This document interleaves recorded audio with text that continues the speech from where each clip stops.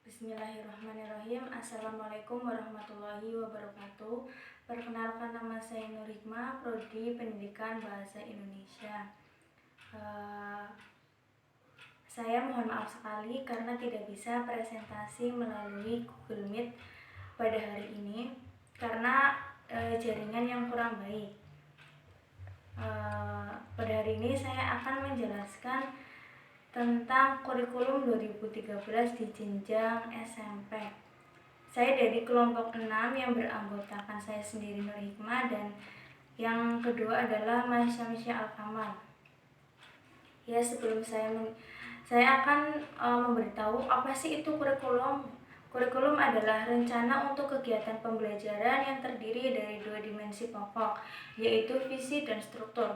Visi dalam kurikulum adalah menghasilkan asumsi tentang manusia dan dunia yang luas. Kurikulum juga berisi sebuah struktur untuk menjabarkan aspek tujuan dari rencana menjadi pengalaman nyata bagi peserta didik. Nah, di kurikulum 2013 jenjang SMP ada standar isi kurikulum. Menurut Permendikbud nomor 64 tahun 2013, standar isi adalah kriteria mengenai ruang lingkup materi dan tingkat kompetensi untuk mencapai kompetensi lulusan pada jenjang dan jenis pendidikan tertentu. Standar isi kurikulum meliputi konsep dasar kurikulum, faktor pengembangan kurikulum, karakteristik dan tujuan kurikulum, dan kerangka dasar kurikulum.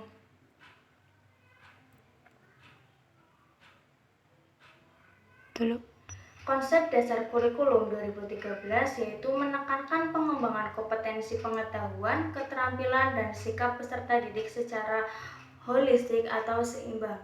Kompetensi pengetahuan, keterampilan, dan sikap ditagih dalam rapor dan merupakan penentu kenaikan kelas dan kelulusan peserta didik. Kemudian ada faktor pengembangan kurikulum 2013. Faktor pengembangan kurikulum 2013 yang pertama yaitu tantangan internal, yang kedua yaitu eksternal, penyempurnaan pola pikir, penguatan tata kelola kurikulum, dan yang terakhir penguatan materi. Karakteristik dan tujuan kurikulum.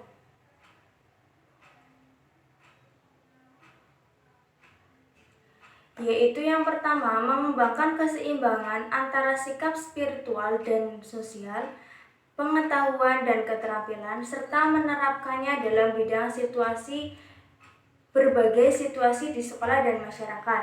Yang kedua, menempatkan sekolah sebagai bagian dari masyarakat yang memberikan pengalaman belajar agar peserta didik mampu menerapkan apa yang dipelajari di sekolah. Kemudian, memberikan waktu yang cukup leluasa untuk mengembangkan berbagai sikap, pengetahuan, dan keterampilan. Yang keempat, mengembangkan kompetensi yang dinyatakan dalam bentuk kompetensi inti kelas yang dirinci lebih lanjut dalam kompetensi dasar mata pelajaran. Kemudian yang kelima, mengembangkan kompetensi inti kelas menjadi unsur perorganisasian kompetensi dasar. Semua kompetensi dasar dan proses pembelajaran dikembangkan untuk mencapai kompetensi yang dinyatakan dalam kompetensi inti. Yang terakhir, mengembangkan kompetensi dasar berdasarkan pada prinsip akumulatif, saling memperkuat dan memperkaya antar mata pelajaran dan jenjang pendidikan organisasi horizontal dan vertikal. Kemudian tujuan kurikulum 2013 yaitu mempersiapkan manusia Indonesia agar memiliki kemampuan hidup sebagai pribadi dan warga negara yang beriman, produktif, kreatif, inovatif, dan afektif, serta mampu berkontribusi pada kehidupan bermasyarakat, bernegara, dan peradaban dunia. Kemudian ada kerangka dasar kurikulum. Kerangka dasar kurikulum meliputi landasan filosofis, kemudian landasan sosiologis, landasan psikopedagogis, landasan teoritis, dan landasan yuridis.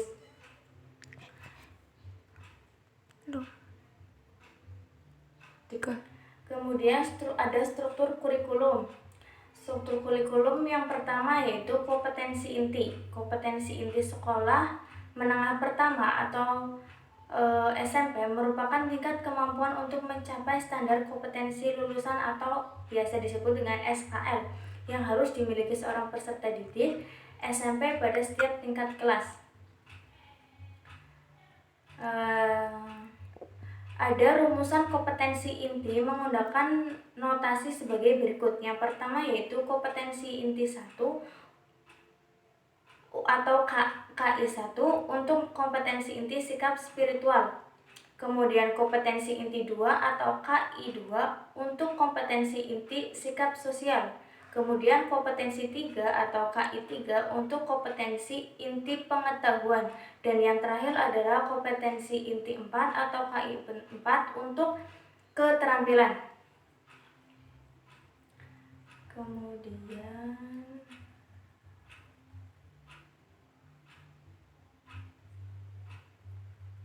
ada mata pelajaran. Struktur kurikulum SMP terdiri atas mata pelajaran umum kelompok A dan mata pelajaran umum kelompok B. Khusus untuk SMP dapat ditambah dengan khusus untuk MTS ya, dapat ditambah dengan pelajaran keagamaan yang diatur oleh Kementerian Agama. Nah, di sini ada mata pelajaran kelompok A, yaitu yang terdiri dari pendidikan agama dan budi pekerti, pendidikan Pancasila dan kewarganegaraan, bahasa Indonesia, matematika, ilmu pengetahuan alam, ilmu pengetahuan sosial, bahasa Inggris. Kemudian kelompok B terdiri dari seni budaya, pendidikan jasmani atau olahraga, terus prakarya. Nah, mata pelajaran kelompok A merupakan kelompok mata pelajaran yang memuat dan acuannya dikembangkan oleh pusat. Mata pelajaran kelompok B merupakan kelompok mata pelajaran yang dimuat dan acuannya dikembangkan oleh pusat dan dapat dilengkapi dengan muatan atau konten lokal.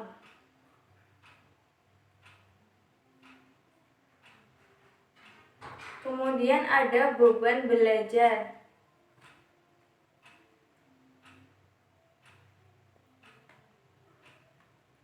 Beban belajar pada jenjang SMP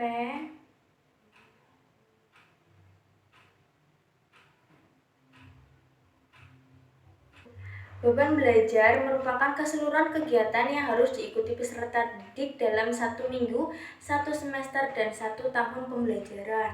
Nah, yang pada jenjang SMP beban belajar yang pertama dinyatakan dalam jam pelajaran per minggu. Beban belajar 1 minggu adalah minimal 38 jam pelajaran.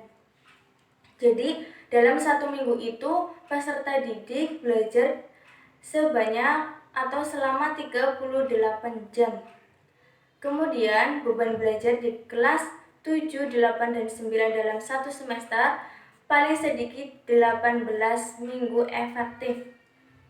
Kemudian, beban belajar di kelas 9 pada semester ganjil paling sedikit 18 minggu efektif. Kemudian yang terakhir, beban belajar di kelas 9 pada semester genap paling sedikit 14 minggu efektif.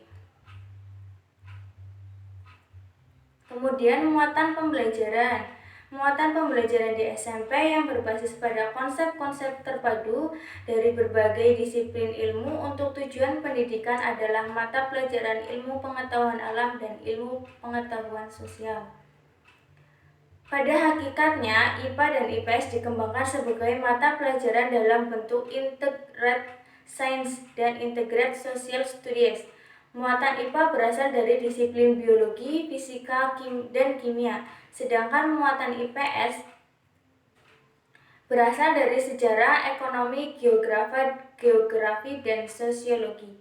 Kedua mata pelajaran tersebut merupakan program pendidikan yang berorientasi aplikasi pengembangan kemampuan berpikir, kemampuan belajar, rasa ingin tahu, dan pengembangan sikap peduli dan bertanggung jawab terhadap lingkungan, sosial, dan alam. Kemudian yang terakhir adalah kompetensi dasar. Kompetensi dasar dirumuskan untuk mencapai kompetensi inti. Rumusan kompetensi dasar dikembangkan dengan memperhatikan karakteristik dan kemampuan peserta didik dan kekhasan masing-masing mata pelajaran. Kompetensi dasar meliputi 4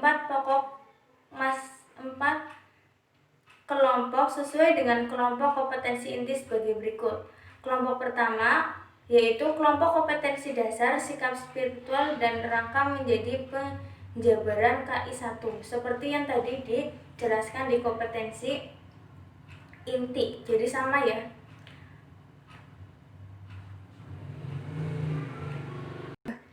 Kemudian ada standar proses kurikulum 2013. Standar proses merupakan suatu tahapan proses pembelajaran yang menjabarkan mengenai kriteria atau yang dalam Kamus Besar Bahasa Indonesia diartikan sebagai satuan ukuran tertentu yang menjadi dasar penilaian atau penentuan sesuatu kaitannya dengan pelaksanaan pembelajaran guna mencapai kompetensi lulusan. Standar proses meliputi perencanaan proses pembelajaran, pelaksanaan proses pembelajaran, penilaian hasil pembelajaran, dan pengawasan proses pembelajaran untuk terlaksananya proses pembelajaran yang efektif dan efisien. Perencanaan proses pembelajaran meliputi silabus dan rencana pelaksanaan pembelajaran atau RPP, standar kompetensi, kompetensi dasar, indikator pencapaian kompetensi, tujuan pembelajaran, materi ajar, alokasi waktu, metode pembelajaran, penilaian hasil belajar, dan sumber belajar.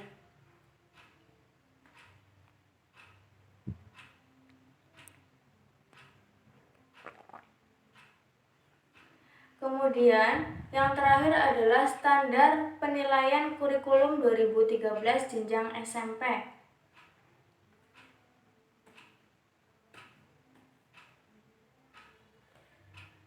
Standar penilaian pendidikan adalah standar nasional pendidikan yang berkaitan dengan mekanisme, prosedur, dan instrumen penilaian hasil belajar peserta didik. Standar penilaian pendidikan adalah kriteria mengenai lingkungan, tujuan, manfaat, dan prinsip mekanisme, prosedur, dan instrumen penilaian hasil belajar peserta didik yang digunakan sebagai dasar dalam penilaian hasil belajar peserta didik pada pendidikan menengah. UUD nomor 23 tahun 2016.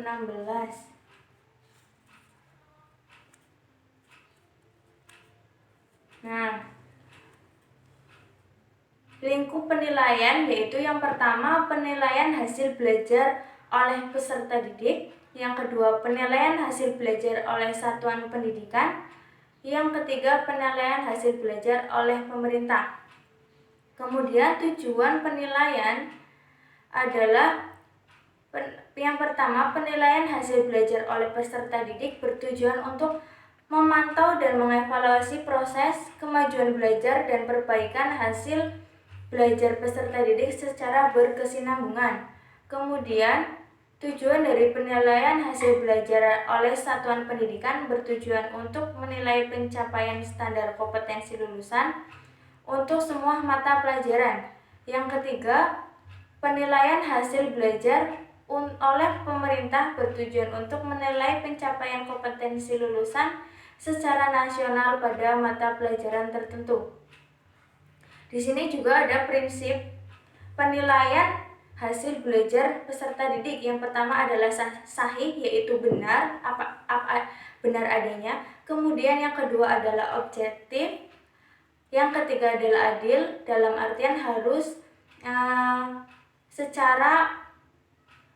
harus adil dalam hasil penilaian. Kemudian terpadu, terbuka, menyeluruh, dan berkesinambungan, sistematis, beracuan kriteria, dan akuntabel. Kemudian bentuk penilaian yaitu bentuk penilaian yang pertama, hasil belajar oleh peserta didik dilakukan dalam bentuk ulangan, pengamatan, penugasan, dan bentuk lain yang diperlukan. Jadi bentuk penilaian hasil belajar oleh peserta didik dapat dilakukan dengan cara ulangan atau seorang guru memberikan ulangan harian atau bisa menugaskan tugas pada mata pelajaran yang sedang diampu. Kemudian penilaian oleh satuan pendidikan dilakukan dengan bentuk ujian sekolah. Kemudian oleh pemerintah dilakukan dalam bentuk USBN atau ujian standar berbasis nasional. Kemudian ada instrumen penilaian. Instrumen penilaian dilakukan oleh peserta didik dalam bentuk penilaian berupa tes, pengamatan, penugasan perseorangan atau kelompok, dalam bentuk lain yang sesuai dengan karakteristik, kompetensi, dan tingkatan perkembangan peserta didik. Instrumen yang kedua yaitu instrumen penilaian yang digunakan oleh satuan pendidikan dalam bentuk penilaian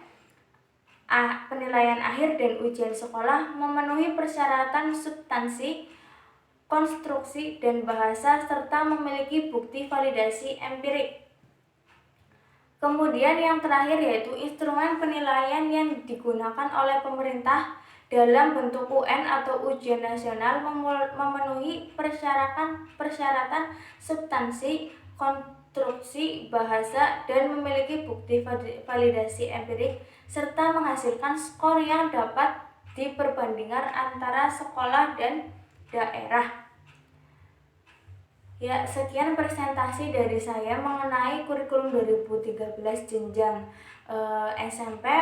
Mohon maaf sekali jika dalam pemaparan saya kurang jelas atau salah mengucapkan kata-kata.